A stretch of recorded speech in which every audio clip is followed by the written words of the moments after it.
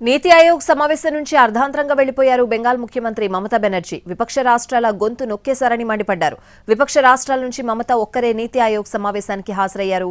NDA రాష్ట్రాల ముఖ్యమంత్రులకు ఎక్కువ సమయం ఇచ్చారని, తనకు మాత్రం తగిన సమయం ఇవ్వలేదని, మధ్యలోనే మైక్ కట్ చేశారని మీటింగ్ నుంచి బయటకొచ్చాక మమతా ఆరోపించారు. ఇది ప్రాంతీయ పార్టీలను అవమానించడమేనన్నారు మమతా. ప్రస్తుతం ప్రధాని మోడీ అధ్యక్షతన నీతి ఆయోగ్ సమావేశం కొనసాగుతోంది. ఏపీ సీఎం చంద్రబాబు సహా పలు రాష్ట్రాల ముఖ్యమంత్రులు హాజరయ్యారు.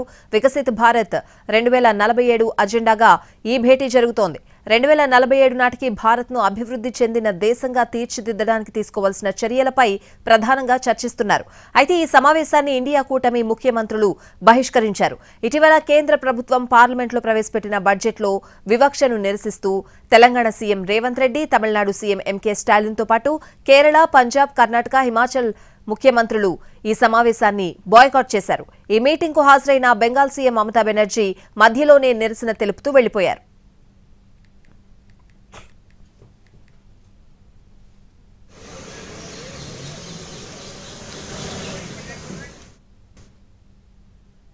Why you discriminate? Why you stop me?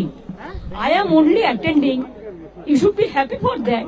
Instead of that, you are giving more scope to your party, your government, and you only me on behalf of opposition. Only I am there, and you stop my mic. আপনি আমার mic বন্ধ করে দিচ্ছেন। আপনাদের এই বঞ্চনা আমি মানি না, তাই মনে রাখবেন আমি চললাম। दीदी ये पंगाल का दीदी इंसल्ट है ये दीदी।